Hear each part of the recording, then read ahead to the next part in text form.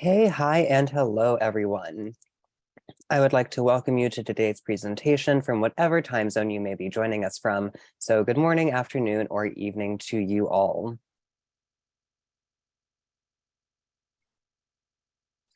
NASDAD is pleased to present today's webinar, The Impact of COVID-19 and Mpox on Aging Populations with HIV.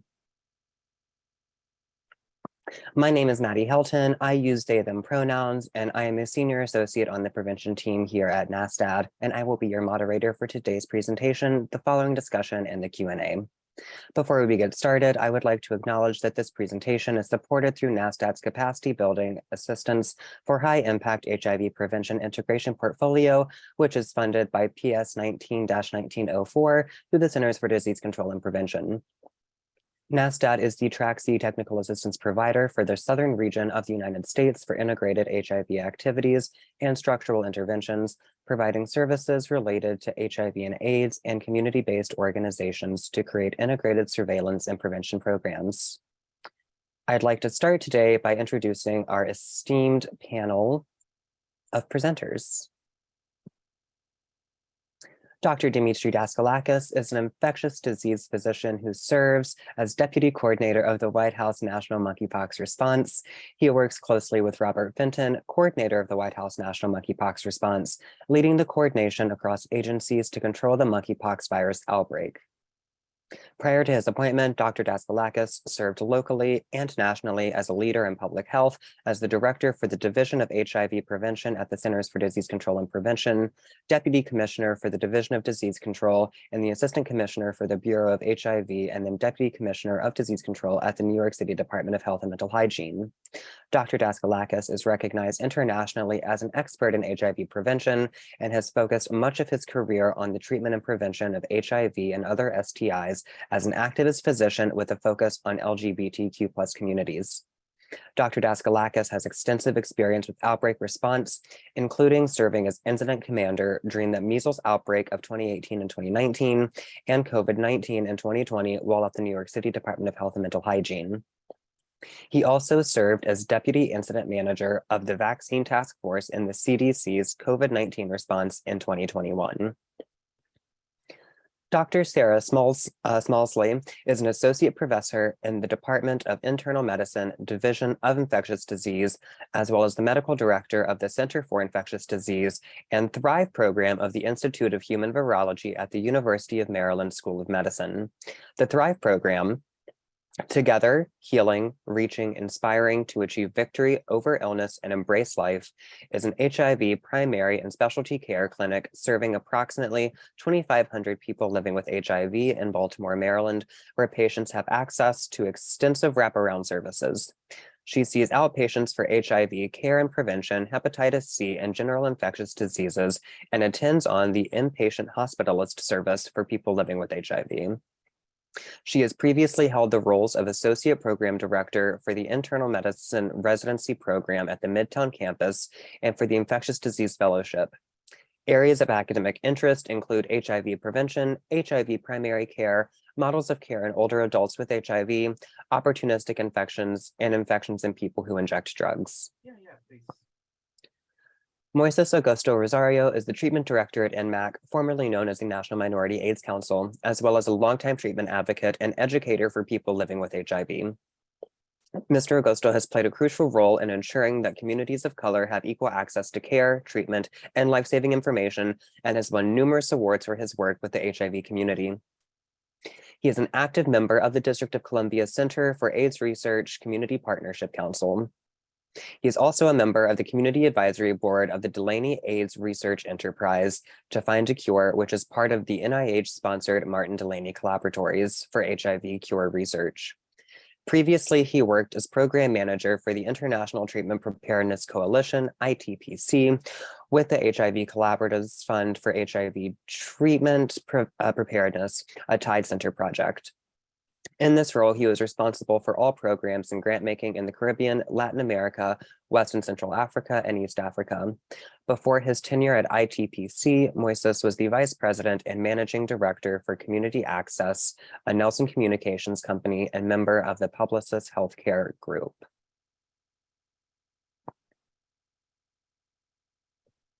I'd like to thank all of our presenters for being here with us today and sharing their unique expertise on this critically important intersectional topic. With that, I will turn it over to Dr. Demetre Daskalakis. Great, thank you so much, Maddie. And Nora's already on top of it, sharing my my screen. So thank you for the opportunity to participate. And I see a lot of familiar faces, so I won't point you out individually, but hi, everyone. Nice to see you on this call. So I think my role is just to talk about the impact of Mpox on aging populations with HIV. So it's going to sort of be in two parts. I'm going to talk a bit about what's happening with HIV and then address sort of where we have data, issues around older individuals or people who are aging across the board, and specifically where we know about their HIV status with HIV. Nora, next slide, please.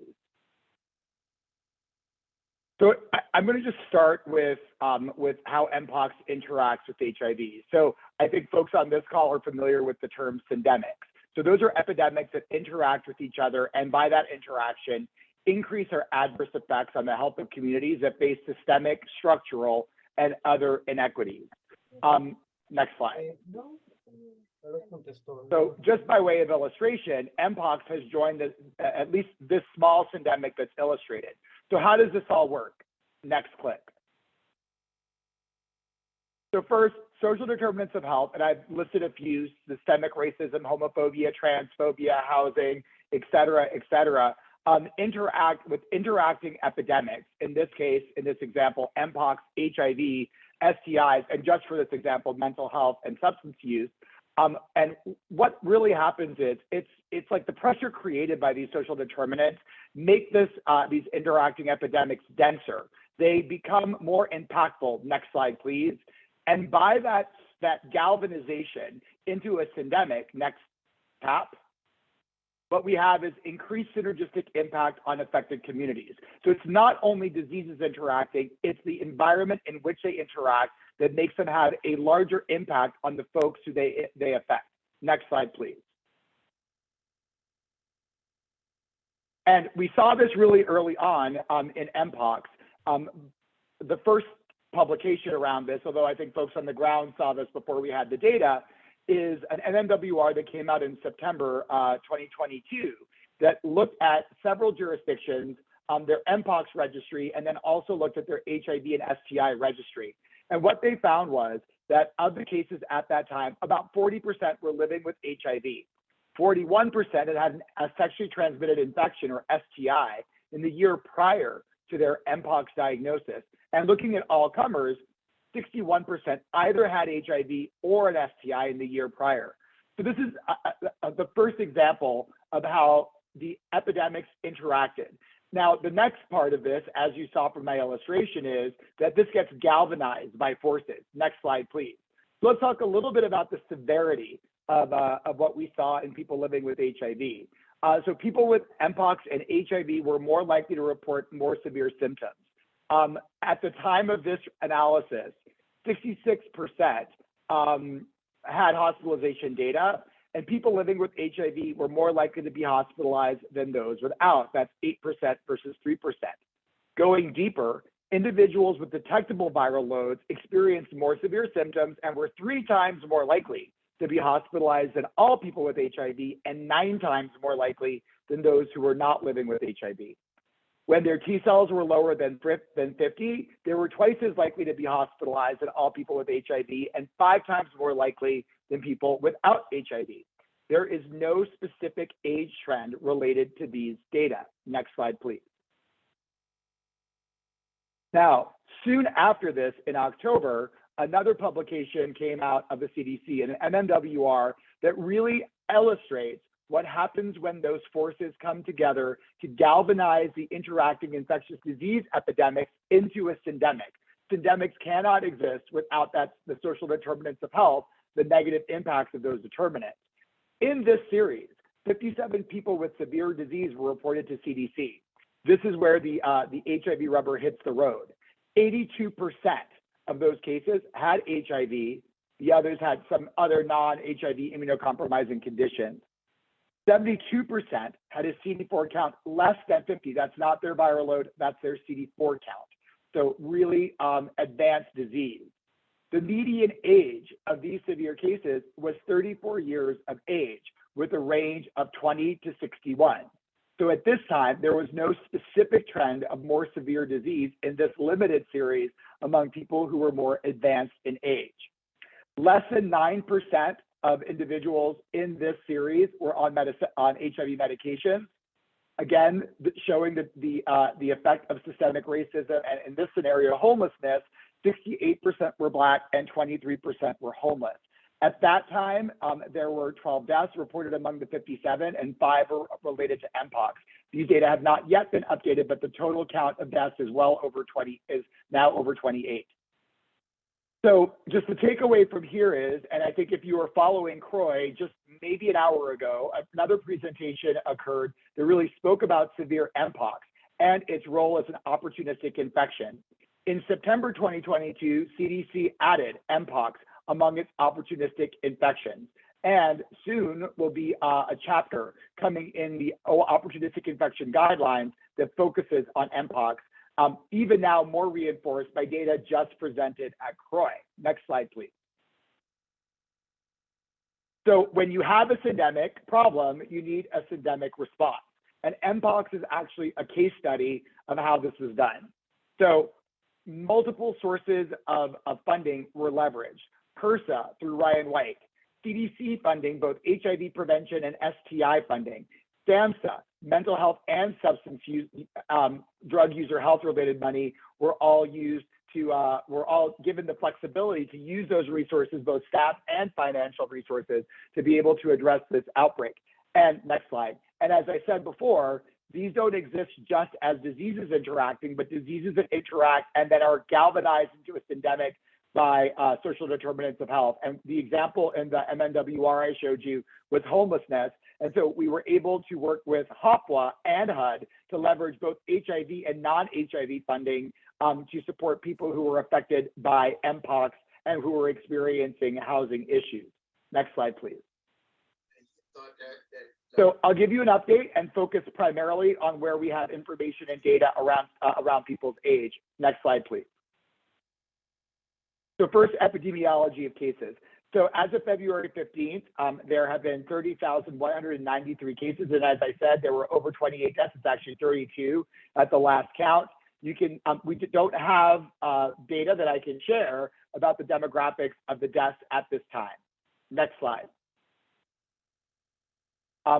We know that testing continues. There is a high capacity for testing. Very low numbers of tests are being done currently because there aren't as many lesions, which is, I think, very, very good news, given that we're seeing just about 2 cases per day on average in the United States at this time. So no lesions, no tests, since these are lesion-based tests. With that said, however, there's a capacity of 80,000 tests that can be done. Next slide, please, per week. So this is another view of the less than about 2 cases per week. It's actually a little bit less than 2 cases per week. So you can see that since the height of the epidemic that happened in August, or the outbreak, we are now down to well over 99% reduction in cases, with fewer and fewer counties reporting cases every week. So again, in a great direction. Next slide, please. This is the age and gender of individuals who were diagnosed with Mpox. So making the point that there are definitely folks who are over 50 who have been diagnosed with Mpox. The majority of the infections really center around that 31 to 35 years of age. In terms of the gender identity, you can see majority cisgender men, about under 3% cisgender women. Trans men made up 0.2%, trans women 0.9%, and folks who had other gender identities were about 0.8%. So again, not a lot of cases among older adults, but still they're there. Next slide, please. And we continue to see the same inequity in cases that we've seen since really June, when the split started to happen. The majority of cases that we are seeing are among Black and Latino individuals. It's important to take it with a grain of salt that it's very unstable toward the end, because sometimes these are just 30, 40 cases that are being reported nationally. But if you look at the trend, it's about the same. We still see a preponderance of people of color, even though the case numbers are down. And as my as one of my public health idols said, Mary Bassett, the best way to address equity of an outbreak is to end it, which also goes with HIV. But I think ultimately, like, work to improve equity here really has been focused on vaccine and other testing and treatment strategies. Next slide, please. So in terms of vaccination, next slide. This is just a sense of what's happening nationally. We've distributed over 900,000 vaccines. Ignore that number in terms of total vaccines administered, because I'm going to give you an updated number in a moment. We continue to have a really good supply of vaccine. And again, though we have plenty of vaccine in the field, I think we're seeing significant decreases in folks taking us up on that vaccine for multiple reasons, one of which is we need to sort of increase demand again as we get closer to spring, summer. Next slide, please. And the potential for more outbreaks. So this is what it looks like. This is a number you can pay attention to. 1.189 million doses of vaccine have been given out in 57 jurisdictions in the US. You can see that it's almost hard to see what's happening with first and second doses in the last reported week because there's not very many being doled out. So a lot of work going in through various mechanisms to increase vaccination, since we do have some jurisdictions that are very under-vaccinated, while others are actually very well vaccinated. So definitely the crisis coag released by CDC, as well as other leveraging those other resources, continue to be one way that we are trying to generate interest and demand and access. Next slide, please. So race ethnicity in terms of the equity issues, this is the converse of what we see with cases.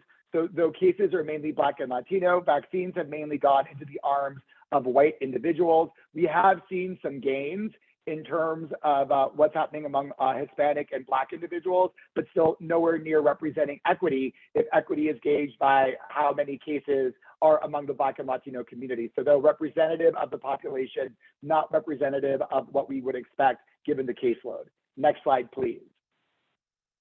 In terms of age, we do not have HIV status of vaccinees. That is not reported through the immunization information systems. But what you can see is that we actually have a pretty good peak around the peak of the of where the cases are, but actually older adults are overrepresented compared to the cases they represent in Mpox. So older adults appear to be more interested or accessing vaccine more easily than younger adults. So again, more work going in that space to make sure that we reach folks on the younger side of the spectrum. But again, always more work to do in folks who are a bit more advanced in age. But again, the signal is pretty good that they are overrepresented in vaccine compared to cases. Next slide, please. We also, from the perspective of getting information about vaccine and people's opinions, we have generated one vaccine confidence report. Watch this space. I expect that we will have more to share soon about round 2, letting us know more about what people think about vaccine. We actually use this information to make sure that we made messages that were addressing people's concerns. Next slide, please. And we also, one of the very important things we heard from the vaccine confidence report is, show us if the vaccine works. And so CDC released data really early on in the process to show that vaccine really resulted in a 10-fold decrease in Mpox acquisition. Again, not stratified by age. So I have no age-specific detail here for you. Next slide, please. And this is another view of vaccine effectiveness, which shows for all comers that 2 doses of vaccine is about has a 70% vaccine effectiveness. That means a vaccinated person is about 70% less likely to get Mpox than an unvaccinated person who has similar risk factors.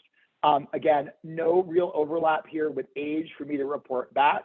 But then again, that's something that we can always take back as a to-do. Next slide, please. Additionally, safety was addressed using various different databases. It's actually 3 or 4 separate databases looking at safety, VAERS, VSD, et cetera. Ultimately, all the databases are showing that other than injection site reactions, the subcutaneous and intradermal vaccine is safe, and there's no age-specific signal here at all. Next slide, please. I just want to footnote, there is a clinical trial that has fully enrolled looking at intradermal versus subcutaneous vaccination. So we will hopefully get some data in the upcoming month. Next slide. So briefly, treatment, again, this is what the age distribution looks like of individuals who have been treated for Mpox, as well as the gender identities. This pretty much overlaps the other slide I showed you in cases almost identically. So really tracking pretty well who's getting treated with who's actually getting the infection, both age and gender identity. Next slide, please. Also, the racial disparity that we see in vaccine is less pronounced in individuals who got prescribed TPOXX. So though there is a little bit of an imbalance with more Latinos represented than Blacks and individuals who are getting treatment compared to those who had infection, this tends to be a narrowing difference. And so compared to vaccine, this is tracking pretty closely to the distribution of disease, implying that we're not in a terrible place from the treatment perspective on equity. Next slide, please. Important, though, is that we have a clinical trial that's currently being recruited. And again, age is not, we're looking for folks of all ages, of all statuses, living with HIV, not living with HIV, people who are pregnant, people who are lactating, all of those things. There are people who are able to go into the STOMP trial. And so with cases going down, we're having a little bit of a slow time recruiting it. So we've actually also managed to add this new number, this 1-855-876-9997. I know you're all writing it down for me. That number allows people who are diagnosed with Mpox to call directly in wherever they are and be remote consented into the study. And it all comes to your door, easy peasy. So if someone qualifies for the if someone wants to be in the trial, they don't even have to go to an AIDS clinical trials group site. They can just call in and be and enter the trial, which is really exciting news. Next slide, please. I also want to highlight something that you may not have seen. Again, lots of these studies have a dynamic that includes analysis based on age. There is a US government monkeypox research summary that is available publicly. It is all the US government research that is happening on Mpox. It is searchable by which department or agency is doing it, as well as subject. Coming soon, a plug, and we'll make sure NASDAQ has the information so they can help us disseminate. There's going to be a research gathering, a 90-minute gathering that we are going to look at what's happening in the US government for research, and it's going to be an open community-wide meeting. So we're going to be announcing that date very soon, and Maddie, I'll make sure that you have it so you can let folks know, because I think it will be great to have questions specifically focused on aging and HIV in that environment for the investigators and the agencies. Next slide, please. Next slide. So in terms of equity and engagement, just really wanted to briefly say that we've been working as hard as we can to make sure that we've been reaching out to lots of different folks in the community. We've done over 500 engagements at the White House alone. Next slide, please.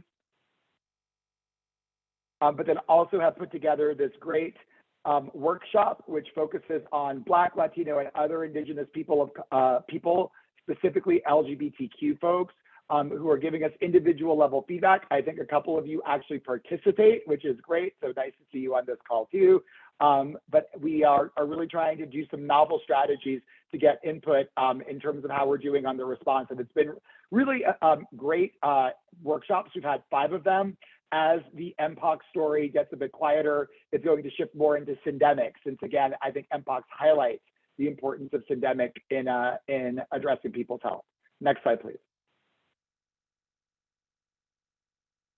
We've updated eligibility for vaccination. I think you'll remember early on it was you had to have a certain amount of sexual activity in a few weeks before your exposure to qualify for vaccine. So now it's really in a pre-exposure prophylaxis stance. This week, the ACIP will be meeting to see sort of what their thoughts are about this pre-exposure prophylaxis stance. So tune in for that. Again, I don't have any specific age data or HIV specific data around this because it's not gathered in most of the surveillance-based vaccine data. With that said, it is gathered in the case control study, which is one of the ways that we're looking for vaccine effectiveness. And so a preview in the future is that we'll be able to talk about HIV status and age in a more clear way with vaccine effectiveness. Next slide, please. I'll just skip this one for time. Next slide, please. Along with the work that we've been doing with engaging members of the community, a lot of work has gone into being very transparent about what we know and what we don't know about Mpox. science briefs, technical reports have really set a really different way of approaching an outbreak. And so I think these are great innovations that I hope that will continue in the inevitable circumstance that we have another infectious disease challenge. Next slide, please. And with that, I will hand it back to Maddie, and thank you all for being here. Thank you so much, Demetre, for your presentation. Next, I am happy to welcome Dr. Sarah Schmalzle. Thank you. I am just pulling up my slides and hopefully everyone can see them. Wait, sorry. Are my slides visible? Yes. Okay, wonderful. Hopefully I'm visible. Okay. So hello, and thank you for the earlier introduction. I will be talking today about the overlapping pandemics of COVID-19 and HIV, how they're intersecting with the grain of the US population and what we can do about it. I did receive salary support from Gilead to develop an HIV aging program at the Thrive Clinic, which I didn't have time to really include here, but I can answer any questions at the end if anyone's interested. So beginning with aging in the US, over half the population was predicted to be over 65 as of 2020 and 70% by 2030. And long story short, without going into the data, there are not enough geriatricians to meet those needs. So moving on to HIV, in the US, we have 1.7 million people living with HIV as of 2019. Because of better and easier treatments, you can see that the number of people living with HIV continues to increase because people are living longer with HIV and because the rate of people dying from HIV has dropped significantly from the beginning of the epidemic. Now looking at HIV and aging together, the demographics of HIV have drastically shifted over time. The graph on the left shows people with HIV through the end of 2018, and in the light brown bars are people with HIV over 50, making up over half of the population of people living with HIV and a predicted 70% by 2030. On the right, also in the light brown bars, are new HIV diagnoses in people over 50, making up about a fifth of 2018's new diagnoses. So it's not only that people with HIV are reaching more advanced ages, but older adults also continue to be newly diagnosed with HIV. We see this in our practice as well. We have a large cohort of long-term survivors who were diagnosed in the 80s and 90s, but we also have new diagnoses coming in, and often at advanced stages since routine testing is generally underutilized, unfortunately, and especially so in older patients. So listed on the left of this slide are some of the medical comorbidities that have been shown to be more common in people with HIV across the age spectrum. Looking at the list, you can see that these are really significant diagnoses with the potential to greatly influence quality of life and longevity. And people with HIV also experience accelerated or premature aging, where they develop age-related comorbidities and conditions about 10 years earlier than average. So in the bar graph here from the age HIV cohort study, the red at the top is having 3 or more age-associated comorbidities, and the green is 0. So you can see that people with HIV on the left have a greater burden of multimorbidity for their age compared to people not living with HIV.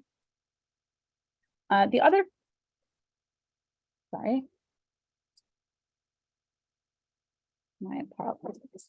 And from other surveys and cohorts, we know that approximately a third to a half of people with HIV will experience depression, other mental health diagnoses, inadequate social support, loneliness, social isolation, substance use, stigma, or discrimination. And independently, that loneliness and social isolation correlate with higher rates of depression, alcohol and tobacco use, less relationships, lower quality of life, and approximately 50% greater mortality. So on that backdrop of the somewhat recent recognition that the HIV community desperately needs to find ways to address the needs of our aging population, the COVID pandemic begins. So shortly after the pandemic started, it became apparent that certain demographics and comorbidities had higher rates of severe COVID and COVID mortality. So are any of these more common in older adults with HIV? In fact, most of them are. The only ones that are not checked off here are mostly genetically determined illnesses like sickle cell or Down syndrome, illnesses that wouldn't be caused by chronic inflammation, accelerated aging, or social determinants of health. So early on, we were very concerned that older adults with HIV were at higher risk for poor COVID outcomes. Now, to put the weight of each of these risk factors into perspective, you can see that while each of the comorbidities has a 1.1 to 1.3-fold increased risk of dying from COVID, the huge contributor to mortality here is age. Early on, it was actually not so clear whether HIV itself was having an effect on COVID outcomes, because the studies coming out were very small and it was very difficult to separate out the effect of HIV infection versus the effect of having higher numbers of comorbidities plus older age. Actually, as of the end of 2020, it appeared that there was not an association with HIV and poor outcomes, and there was even still some thought that there might be protection from having a weaker immune system.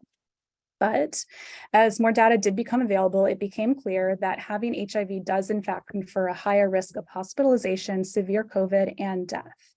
I'm just showing two representative studies here. There are a lot more, but this study from the World Health Organization included outcomes data from about 170,000 people, 15,000 of those with HIV. And the patients with HIV mostly were on ART, but did have significant comorbidities, so fairly representative of our population. And you can see that HIV diagnosis did increase the odds of severe illness by about 13% and mortality by 30%. And again, of the demographics and comorbidities included, age still really stood out as the strongest risk factor. Now, this study of about 300 people with HIV showed higher odds of hospitalization and severe outcomes, particularly for people with HIV who had CD4 counts under 200, and for people with HIV who had 3 or more additional comorbidities. The other outcome that we worried about was how our older adults with HIV would respond to the public health measures early in the pandemic, particularly the isolating effects of lockdowns and the fear of illness. So this is a list that we created at Thrive while thinking through which social determinants in general would make the pandemic more difficult to handle. And again, we asked the question, which, if any of these, would our older adults with HIV have higher rates of compared to the general population? And of course, again, the answer is all of them. So how did the pandemic affect HIV care delivery? And what did we do to try to overcome those challenges? First, I want to talk about what happened with HIV screening. So this is a summary of HIV antigen antibody testing in March to October of 2020 compared to the year prior. So there was an average of a 17% drop in testing, with the biggest decreases at community sites and the least decreases in the ED.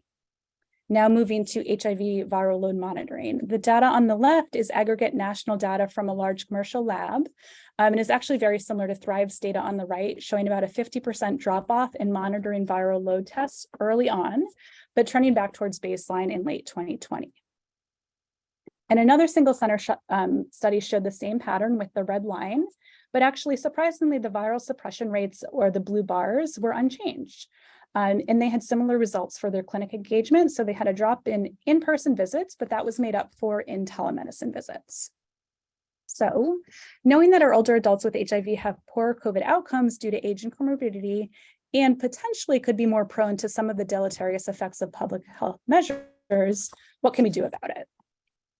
So I'll spend the rest of the time talking about what was done at Thrive, particularly early on, including ways we have tried to make in-person appointments as safe as possible, and also meet patients' medical resource and mental health needs, and of course, get patients vaccinated as soon as we could. So we primarily accomplished each of those goals by transitioning to telemedicine, revising some staff roles, repurposing funding, and finding new local resources to rely on. So as we all did, Thrive drastically limited our in-person appointments early on, restricting those to newly diagnosed HIV patients and acute medical needs. We implemented measures to keep people physically separated within the clinic, and also to divert patients with possible COVID symptoms to our COVID assessment center, which we also ran. But we still sought to provide the same comprehensive and high quality care that we did before. And we tried to find creative ways to meet patients' needs outside of in-person appointments. So we continued as much as we could of our comprehensive geriatric assessments for our HIV aging program, obviously without the physical components of that. Shifting to telemedicine allowed us to continue many critical aspects of care, and also allow flexible engagement of the patient with their care team. We obtained grant funding for staff to have telework equipment at home, so they could assist patients in completing their online applications. Our outreach staff obviously weren't able to be in the community, so they switched to calling our patients with educational information on COVID. They made telemedicine appointments and they troubleshot telemedicine issues. We also had a drive for homemade face masks, and we received free hand sanitizer that we gave out to people at their in-person appointments. We also purchased and delivered home blood pressure cuffs for our hypertensive patients, and we got pulse oxes and thermometers for anyone with COVID. We encouraged our patients to go to outside private labs rather than coming into our large hospital-based clinic for their blood work. And lastly, our patients were provided with either early or 90-day refills of all of their medications and home delivery if available. We have 5 part-time pharmacists, and they actually all spent time doing telephone medication reconciliation for our patients with the highest degrees of polypharmacy. They consolidated medications for multiple providers and multiple pharmacies, and they synchronized refill dates to reduce patients' trips to the pharmacy. And then, of course, we also had our social workers and our School of Law partners were initiating discussion on advanced care planning and completing advanced directives for patients. Early on, it was also immediately obvious that people were struggling with obtaining the basics, particularly food. There are many reasons for that, including financial constraints, people's fear of using public transportation to get to the store, general shortages, and sadly, a lot of the food delivery services that were flourishing during the pandemic were actually unwilling to go into our patients' neighborhoods due to safety concerns. So additionally, the systems we usually use to process food vouchers became really strained or just completely inaccessible for a while. So our social work team had to figure out some new partnerships in the HIV and HIV aging community so that we were able to get food delivered to our quarantine patients and our patients stuck at home. We also made pandemic care packages that included groceries, toiletries, and some sanitizing items, which could either be picked up curbside at Thrive or couriered to patients' homes. We also loosened some volume restrictions that we had on providing liquid nutritional supplements like Ensure for our malnourished patients. And we were able to expand transportation assistance from bus tokens to individual rideshare services. And we also, of course, tried to recreate the clinic experience through telemedicine, including for mental health. So before a telemedicine appointment, an MA would call the patient to do the risk screenings. During the appointment, if the doctor recognizes a social work need, they would actually text the social worker during the call and have the social worker kind of take over the appointment when the doctor was finished, just like we would do in person. We also often had staff guiding our patients in downloading and using video apps to connect with their own support systems. And even before the pandemic started, there was also quite a shortage of psychiatrists nationally and locally. And so we'd been operating under something called the collaborative care model, where the social worker and the counselor would discuss the behavioral health needs of any patient that screened positive on their anxiety or depression scores. And they would discuss those patients with our consulting psychiatrist, who would then share their recommendations with the HIV specialist, who would then actually prescribe the medication recommended. So having that model in place actually left us very well equipped to continue all of our mental health care without interruption. And actually the transition to doing telephone mental health counselor visits actually improved our show rate quite a bit. And people really preferred that mode of appointment, and actually many have continued to do that. We did have to pause our support groups for a while, but eventually reinitiated them over video platforms. And lastly, we do have a Suboxone maintenance program, and we switched from weekly or biweekly urine drug screens and prescriptions to all monthly prescriptions, limited urine drug screens, but frequent telephone and video check-ins with the counselor and prescriber. So those are some of the things that we did at Thrive to try to care for our patients' medical, mental health, and resource needs, while also trying to stay in touch and create a sense of normalcy in some way. I did mention that we had tried to run a very aggressive COVID vaccination campaign. So we had put together a really extensive frequently asked question guide, and we had our community staff calling our patients, starting with the oldest first, to encourage vaccination, first at the mass vaccination sites when they were the only thing available. And our staff would also offer a pharmacist telemedicine appointment to patients that were hesitant or had questions about the vaccine. We were also fortunate at the University of Maryland to have colleagues who were directly involved in vaccine development. able to provide education to our staff to address any hesitancy or misunderstanding that they had before they would be talking to our patients. As you can see here, we actually tried to get a photo of every physician, NP, and staff member receiving their shot, and we displayed that prominently in our waiting room. We got the vaccine to give at Thrive as soon as it was available. And then once patients would get it, they would actually be able to ring a bell. They'd get a little vaccine pin. They could put a sticker on the wall. So we just really tried to celebrate the vaccine and do everything we could to address vaccine hesitancy, knowing the risk that our patients were at. And we did actually have a higher rate of uptake than the national average. So I will close with some personal observations on COVID-19 fear, stigma, and resilience. I think these themes are not unique to people with HIV or people aging with HIV, but I do think they hit differently in people with HIV based on their past experiences with a stigmatizing viral illness.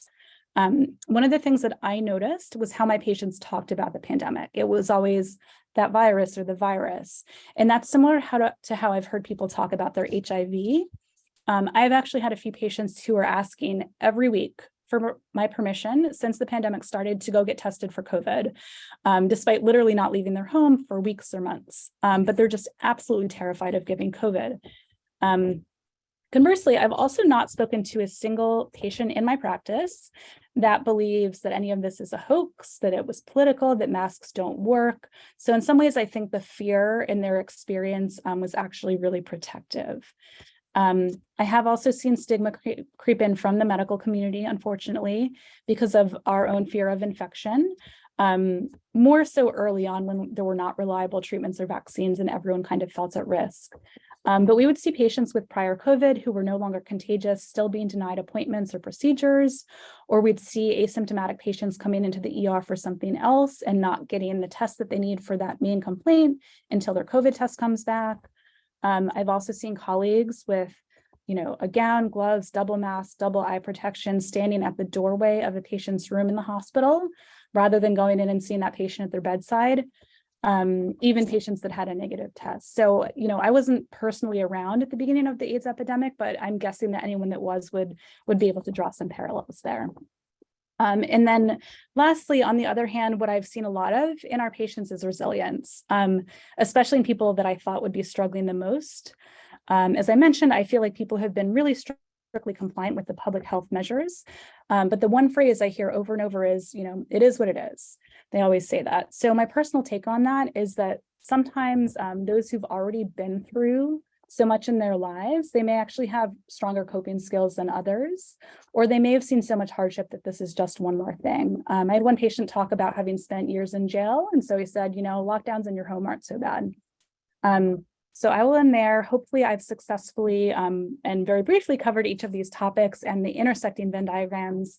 I will end there and I'll take any questions later. And if people did have questions about the Thrive program or the strong demonstration project for HIV aging, I can answer them later as well. Thank you.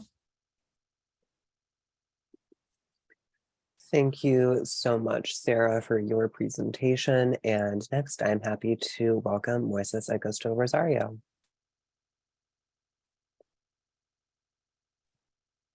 I would like to share my slides. And interesting enough, I'm going to, I will try to, but a lot of what I plan to say was already commented by either Demetre or Sarah. So one of the things that I wanted to, and let me share this better, hold on.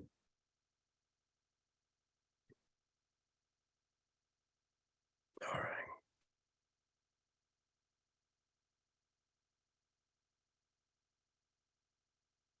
All right. So I was asked to talk about aging and in the context of overlapping and syndemics.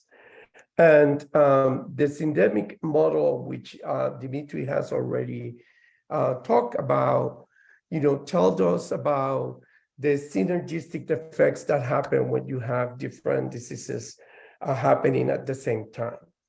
But for the purpose of this presentation, I'm just going to go directly to talk about how does aging has become a factor within, when we think about the syndemics related to HIV. And also it would be interesting, and this would be more than a conversation, it's what are the lessons that we learn, or what are the challenges that were highlighted, with COVID-19 and also Mpox and their impact in the HIV syndemic. And then, I just want to raise some thoughts about the provision of care and the provision of services that people aging with HIV need. I'm going to pass that. This is just a diagram just to understand what do we mean with a syndemic and how it enhances factors from one disease and the other. So then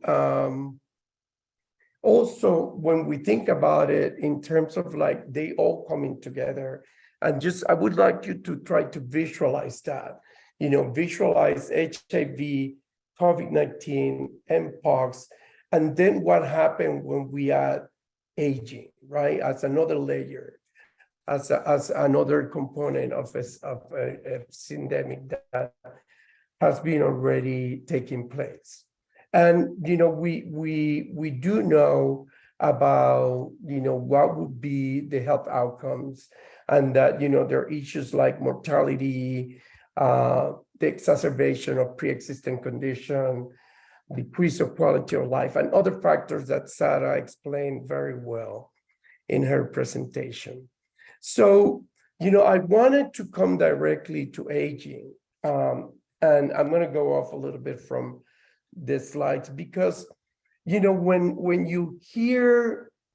we started to build the infrastructure of care and services for people living with HIV, in the 90s, late 80s, 90s, 2000, we didn't think about people getting older with HIV. I mean, about having a population of people 50 plus and older living with HIV.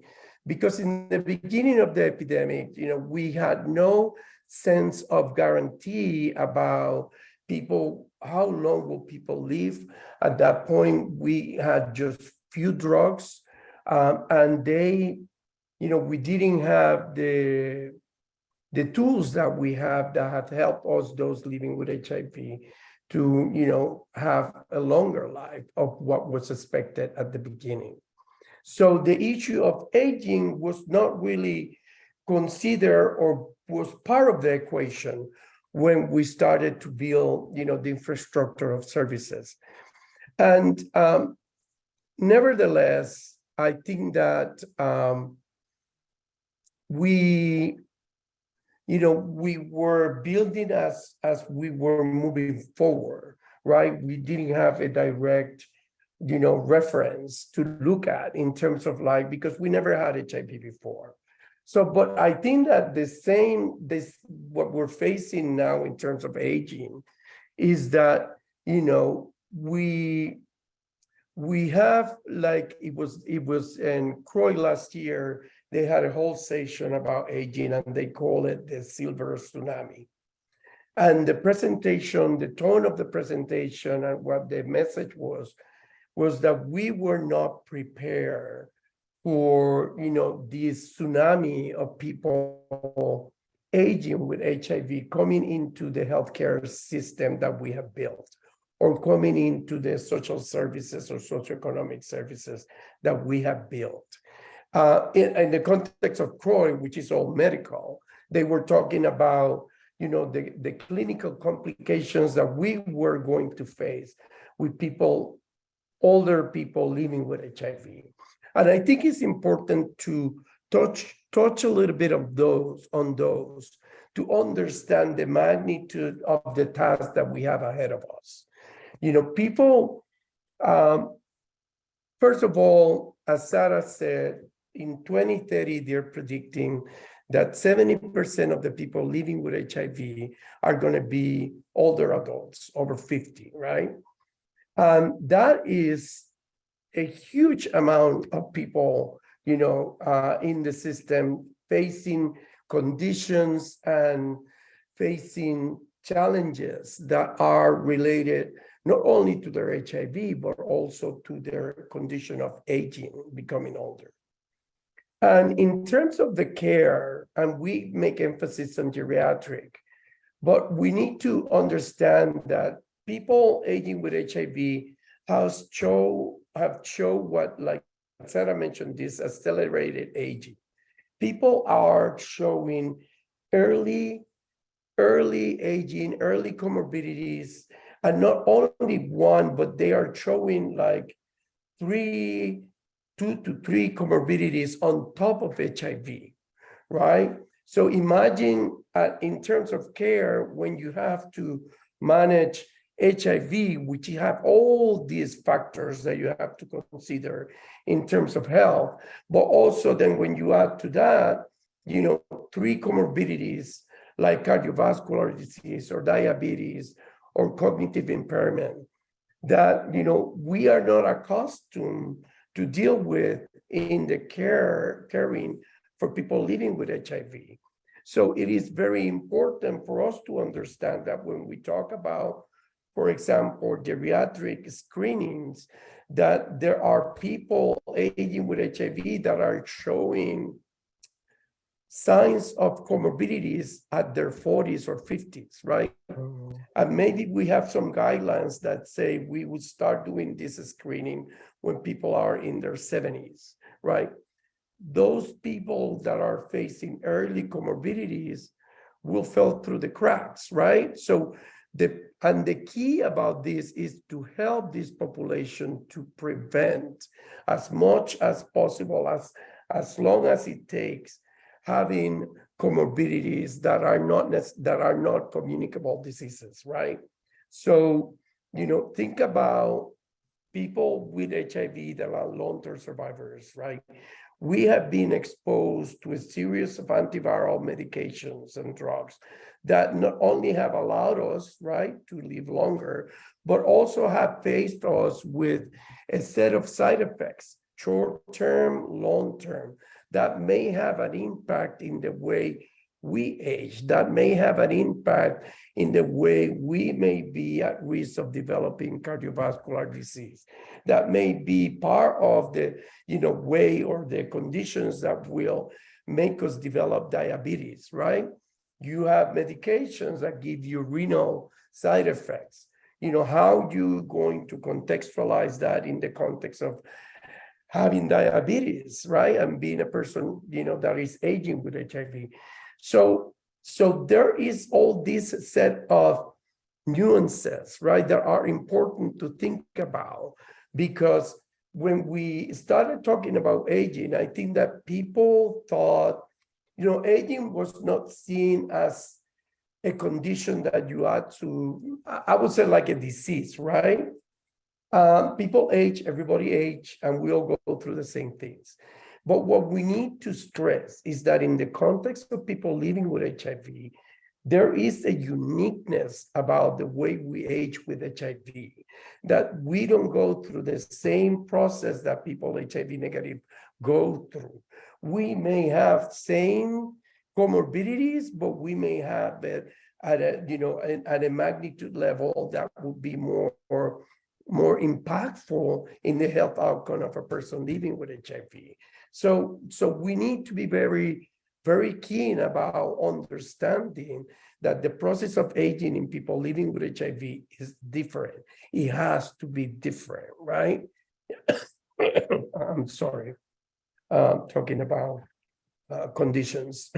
So I just wanted to highlight that, because clearly when we talk about syndemic, there are plenty of syndemic conditions associated with HIV, but also associated with aging. And, this is just a graph I got when I just wanted you to have a visual about when we talk about syndemics, what we talk about, right? We're talking about, let's say, biological synergies, like in the case of COVID. In the case of people aging with HIV, we're facing chronic inflammation, right? And it's not because necessarily we're aging, but also because of our constant exposure to, HIV in the reservoirs in our bodies. So that inflammation is the product of the disease that we're facing and the treatments that we're facing, right? So with COVID, one of the things that were very, very dangerous was the inflammation that will happen at certain stage in which, all the organs will start to fail. Imagine how that effect will get on the top of a person with HIV that is already facing inflammation. So it's at a biological levels, it's at psychosocial levels, it's at economic levels, and cultural levels. Like you see here, all these factors that are part of a syndemic health problems. And you have the HIV, you have the substance use, you have the STIs, you have the comorbidities, you have the co-infections, you have the homophobia, the misogyny, the racism, but then now we have to add ageism. So it's another level of challenges that we have to face. Now, to close my thoughts about this, and I wanted to, it was interesting to see the response that we got from the federal government on COVID, on Mpox, right? We were lucky to have a quick response and to see, in terms of like the provision of services, in terms of the provision of care, like there was a quick mobilization around the issue. And, because we know how important it is, and that these kind of challenges, the earlier you tackle them, the less the impact will be. But what it gives me a little frustration is that we are not prepared. Our infrastructure at the federal level, neither at the state levels or city levels, are prepared to deal with aging and HIV in the way that, we need to make sure we build those care and services, right? Ryan Y is not designed for that. Now, thanks to the SPIN project, we have like 10 clinics in New York, HIV and geriatric clinics that, they have been building them that could be used as an examples, and also the clinic Thrive as examples on how we can replicate and develop meaningful services for people aging with HIV. So at the federal level, we are advocating and talking with HRSA. We want to make sure that Ryan Y is prepared, but at the same time, the Older American Act, we need to make sure that the Older American Act provides services for the aging population, right? Social services, most of them. And HIV is not part of that plan. And now what we need to make sure as advocates is that at state level, we make sure that HIV is part of their state plan. And I know it has been, it has happened in Illinois and California, thanks to the advocacy of advocates. So we are not as prepared. Imagine if now we face another disease, communicable disease, or, they will keep coming. And as they will keep coming, and I know, Demetre is working so hard at the federal level, raising the issue that we need to build an infrastructure that is ready for this kind of, challenges that may come in our way. So by the same kind of intentionality needs to happen with aging. And we need to see it as a very serious challenge. We will not end the epidemic until we'll make sure that the provision of care and services is adequate for people aging with HIV. So I'm going to just, and I'm sorry I went out of the slides, but I just wanted to share with you some thoughts. And open a conversation and kind of frame the presentation of Demetre and Sarah into these points. Thank you so much, Moises, for your presentation and sharing your thoughts. Looking at the clock, I see that we are at time. So it doesn't look like we're going to have any time for a Q&A today. However, if anyone does have questions, I am happy to field those questions and share them with all of our presenters today, and then share that information back. So if anyone has questions or follow-up, please feel free to reach out to me. My contact information is listed here on the screen. The recording of today's presentation will be made available on NASDAD's website soon. All slides and the recording will also be distributed to all presentation registrants from today. I would like to, before we end the call, thank all of our presenters so much for their insightful presentations and for sharing their work and knowledge with us. And beyond that, thank you for attending today's webinar, and I hope everyone has a wonderful rest of their day, evening, and week.